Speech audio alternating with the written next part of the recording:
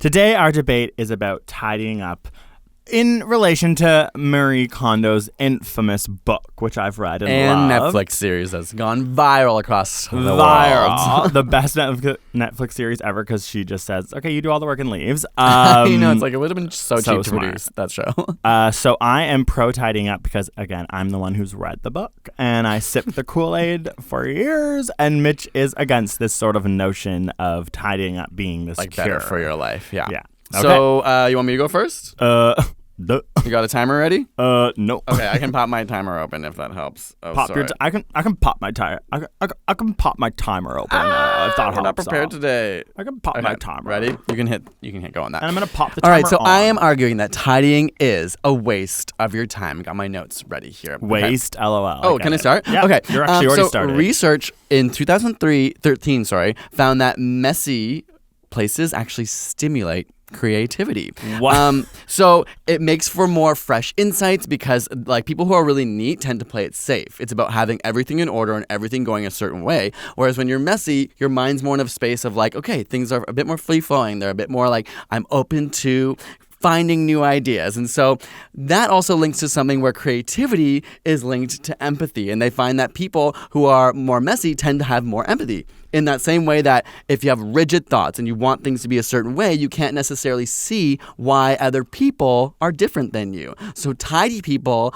are crappier people. Point, okay, sir. I was with you until you said that really brash statement. Let me say it this way then. Neat people tend to be more judgmental, especially when it comes to tidiness. So they tend to look at other people and judge them. But when's the last time you heard a messy person judging a person for being tidy? Never. Interesting. Okay, neatness. Another brash statement. This is my time. You're not supposed to be talking. How much time do I have left? Thank you. Neatness is also not 45 seconds. Natural. So before the 1950s, people didn't care about tidying in their homes. Really? And it's actually linked to capitalism, your favorite thing, and TV and commercials showing that cleanliness and using clean products is actually like an interesting and important thing for society. And it's just a way to stimulate us to think that being clean is super important. Like buy more because products. It's like, our dog doesn't like need to be clean. And like historically, obviously we would clean ourselves to a degree, but we didn't tidy necessarily. Neatness drains resources. So it's just a lot of mental energy to do something that doesn't really actually help you. In the long run, people with messy desks actually spend less time looking for things than tidy people do. So ultimately, looking tidy does not actually mean you're organized. Thank you. Wow, good job in under 2 minutes. All right. You ready, That mister? was convincing, actually. Oh, good. Especially because deep down, I'm not tidy at all. Okay. But you did read that book, and you do that, like, that thing where you get rid of your But clothes that's pretty much it. Like, I'm literally, okay. I'm, like, literally disgusting. You're really setting yourself up to failure before you even started, Greg. No, because I'm arguing this doesn't mean I love it fully. Okay. I love her book. Are you ready? You can begin your thing now.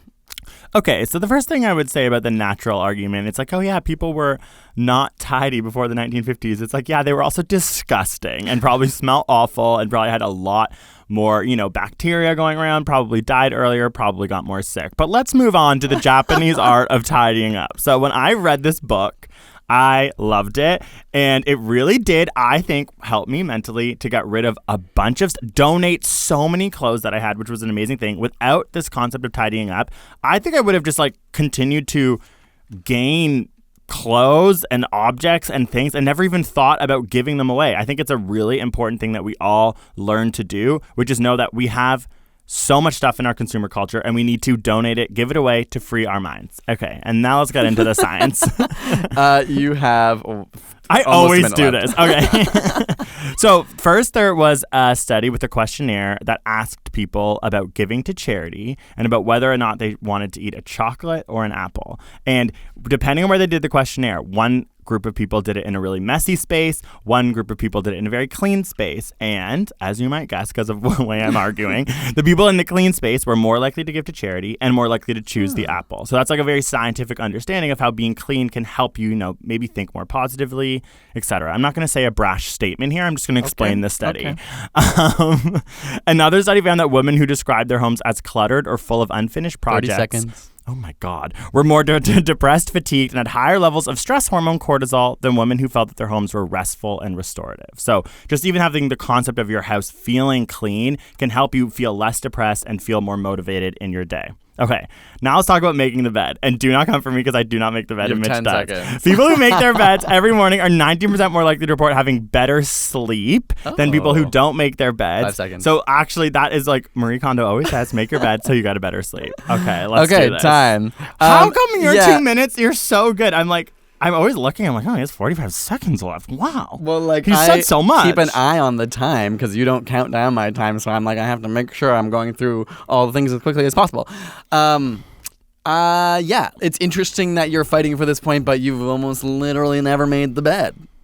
I know, because I'm like, I really think that what I'm trying to say is that when I have had the opportunity and allowed myself, like you said earlier, I think I'm going to remember these things. How do I make myself clean more? Think about how good it's going to feel after. Monitor my goals. Like from earlier. Whenever I clean, I'm like, oh my gosh, this feels amazing. It's good for my mental health. I feel better. I feel more alert. I feel like happier. And I think that's what she's getting at. And I do think that there is a lot to be said that tidying up is a really, as she would say, magical thing. Keeping that thing over there. I want to address something that you said. You mentioned something about like being dirty before the 1950s. They're probably disgusting. And I just want to bring up something known as the hygiene hypothesis, where being super clean and hygienic isn't actually always super good for you. So like kids who grow up in like overly sanitized environments tend to have more allergies. Actually having a dog is really having good a dog because it brings dirt into your house. Yeah, kids that like grow up on farms tend to have less like not only allergies to animals but allergies to like pollen or different like cats and things like that. But I'm talking about tidying up. I'm not necessarily. Well, you started your debate. Yeah, sorry, about I know. But I am talking about tidying up. I want to say, stay with that, not cleaning. Tidying up. Okay, well, I think that you kind of mentioned having lots of stuff and getting rid of it. I mean, that kind of stuff's in your closet. I don't really see that as like tidying. But that is exactly what the book says. Okay, again, I've read the book. You've just watched the show. I only watched 2 episodes of it. Yeah, and then what did you do, Mitch? Oh, you went and reorganized all of your underwear. And your it just gave me a really cool folding technique. I thought you said did it give you a really cool feeling too? Because that's the art of tidying up that we were talking about, the positive energy. I guess I found that what I liked from it, the way she folded and then put it in the drawers, I was like, oh, that actually does make it easier to see my shirts. Your shirt. Exactly. And that probably that saves you some time in the morning. It probably makes you feel good when you open your drawer. But I haven't found out if I'll do it again. Like I did it once and now I'm almost out of those shirts and we're going to find out like, well, can I I'm going to be watching with bated breath to see if you fold those clothes. Bed. Okay, I've never made my bed. I've never made my bed and I love to pick my nose and eat it. But that's, again, dirty, not tidying up. What's wrong with you? Also, okay, so from a neuroscience perspective, like looking at cluttered things really has a big, strong implementation. Wow, I'm like, why did I? It's a big, strong implementation. It's a big, strong implementation, but it makes you unable to focus. The more distractions that you have, whether it's on your desk or at your home, like when they actually study your brain, having to look at a lot of things versus having to look at just a few things, it can help you focus. And in your life and in your home, that's a really important thing. To have things all over the place is going to distract you. It's going to make you feel less focused and make you feel stressed. And it's like literally what we said today. We're like, okay, after work today, we need to clean our house because we are feeling unhinged because there's stuff everywhere. I don't disagree with that. Obviously, I'm not fully don't clean. I would say what I'm interested in finding out is why does this happen as you age? Like when I was younger, it could not bother me less. Because I think your mom looked after you. No, but even in university, like once I no longer lived with my family and lived with friends, like being dirty, having dishes pile up, having clothes everywhere didn't really faze me. But now I find I'm like, oh, I'll feel better if this place is clean. I think there's an autonomy of your life. I think tidying up is really interesting because it has to be something that you do for yourself.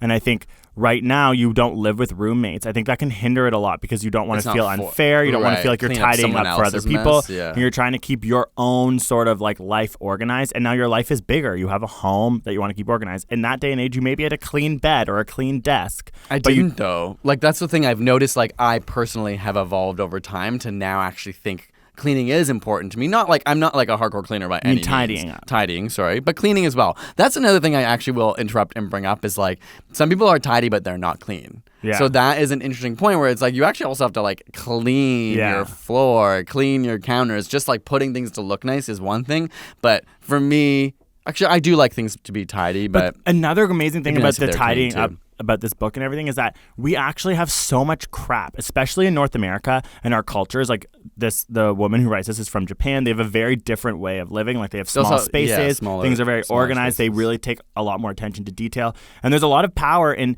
when you buy something, really understanding, do you love this? Do you actually want this? Or are you consuming this for another reason, to fill a void? And I think that's really important thing that North American culture needs, because we are, again, like even to think about climate change, we need to stop consuming. Sorry, I'm just going to hit this thing. We have to move light later. Like I talk with my hands and I'm bashing everything all around me.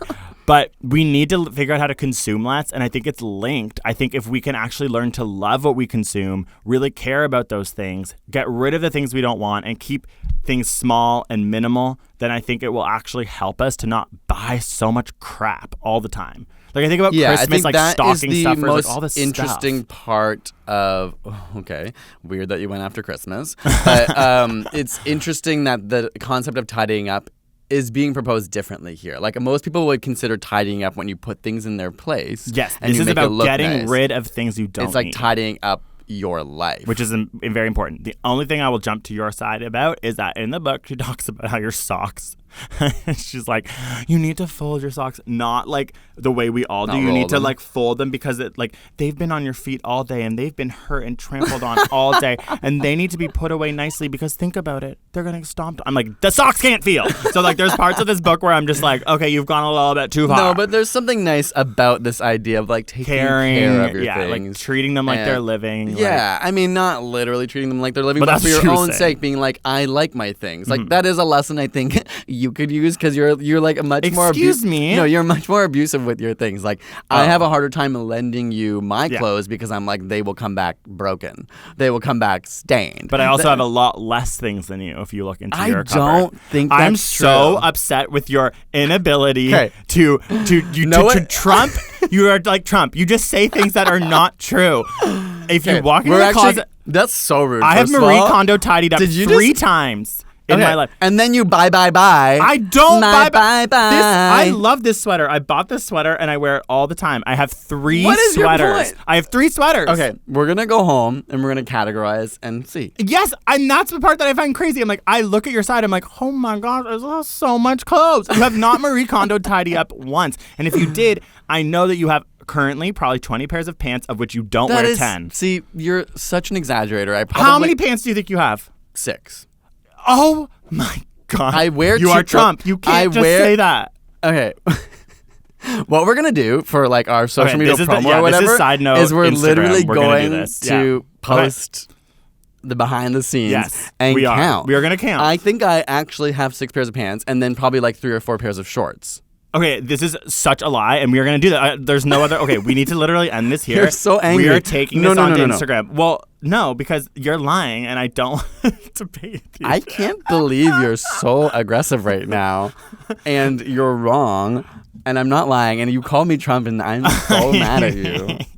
And we'll deal with this later. But no, I think you do tidy up more in terms of your stuff, but I also think you consume way more than I do. I buy way less frequently than you do. So I do agree. I hold on to things a lot longer. I have that weird like, it's like, is it nostalgic? Like I kind of feel sad even if I don't wear it to get rid of this thing that like represents a time in my life. I have a much harder time letting go of things, but I have more clothes because I don't buy new clothes very often. Like I keep them. I have clothes in my closet that are probably over 10 years old. Yeah, me too. I don't know that you do. I have like 2 things because I knew that I loved them and I kept them. Okay, but I think I might have some more stuff than you, but ultimately I consume less than you. And that is an important thing. When you tidy up, it doesn't mean you just go replace everything and buy new things. But you do have to tidy up and also be okay with the things that you now realize you love.